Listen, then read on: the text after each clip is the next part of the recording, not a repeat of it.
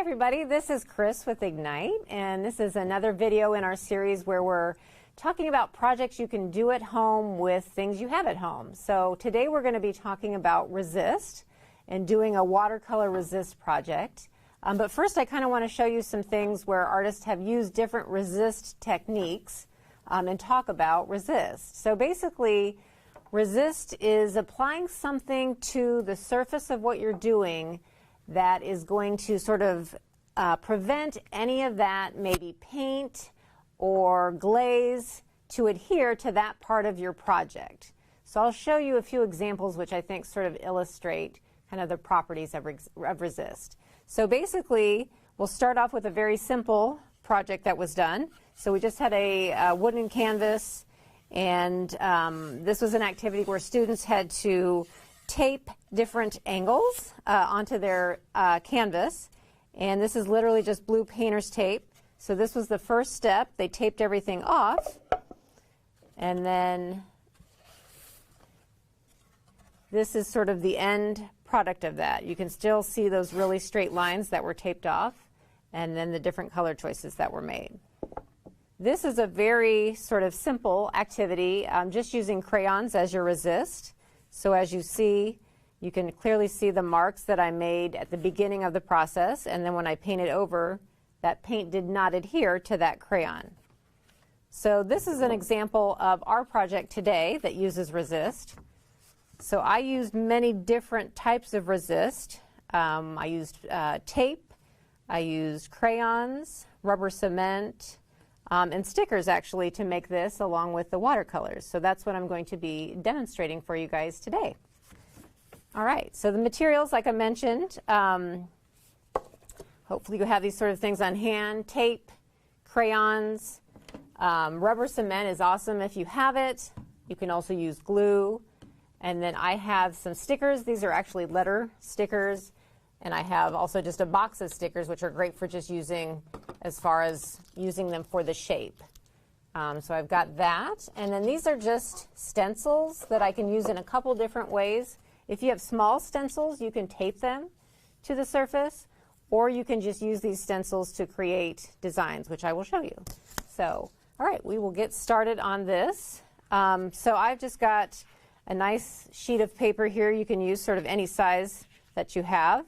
If you have watercolor paper, great. If not, you can use just kind of, I would say, maybe a little more heavy-duty paper, probably cardstock. And so I'm going to start with, let's see, I think I will start with the rubber cement. And as you know, glue is nice and fluid. And I just sort of start dripping it in a very loose fashion over my surface.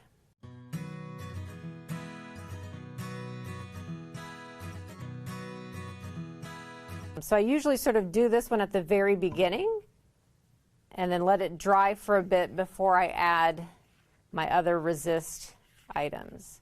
So I'm going to just set this aside, and I have one right underneath where the rubber cement has already dried. If you're using glue, it's the same sort of thing. Just give it a little bit of time. So I'm going to put this away. Okay, so I've got my rubber cement that's nicely dried on here in the various sort of dribbly patterns. And then next, I think I'm going to add some crayon resist. So I'm going to just place this, looks like at the top here, I think would be cool. And all I'm doing is just using my crayon to sort of rub into the surface of the paper.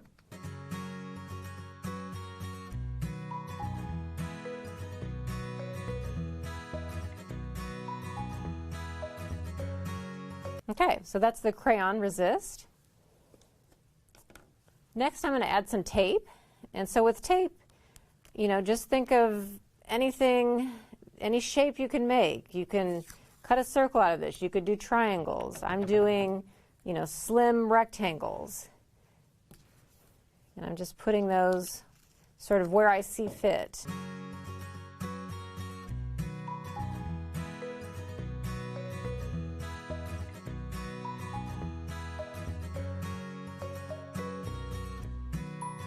Okay, So far I've got some rubber cement down, and I've got the crayon that I used with the circle stencils. I think for my last sort of resist technique, I'm going to use some stickers, and I think there's some in here that are literally just square. I've got some Hello Kitty stickers, but I'm just using these for the shape. So I want some nice bold squares in my piece. So again, just looking at these as shapes, not the stickers being part of the final piece necessarily.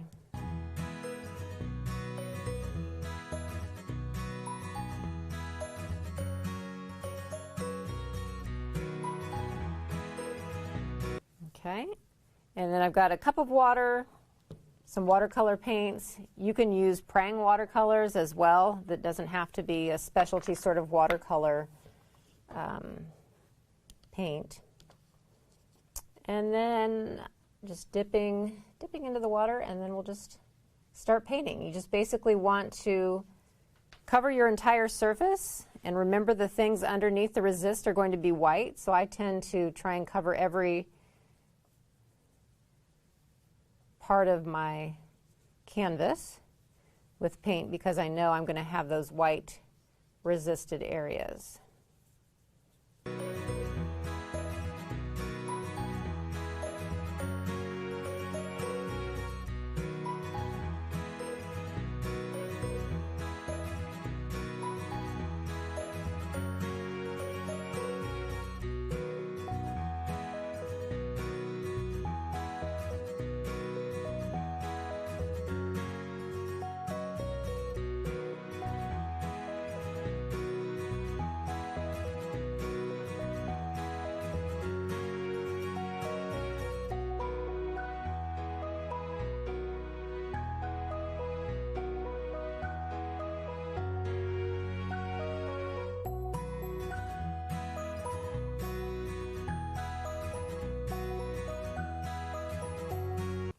Okay, so all of my surface is covered in different colored paints.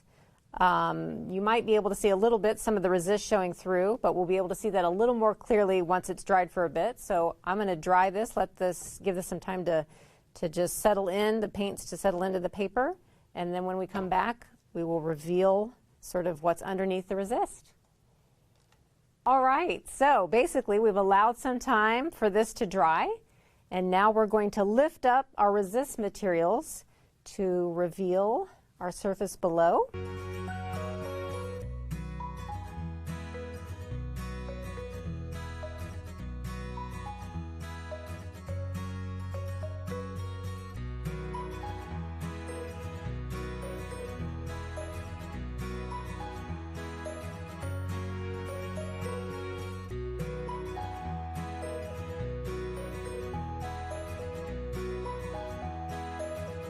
Okay, so let me reveal what the piece looks like in its final state. You can see a lot of those resist areas came through pretty brightly. So yeah, if you are interested in doing this at home and want to share with us, we would love to see your creations on any of our social media platforms. We have Facebook, Twitter, Instagram, or YouTube. Just be sure and identify it as Hamilton East Public Library. And thank you so much for joining us.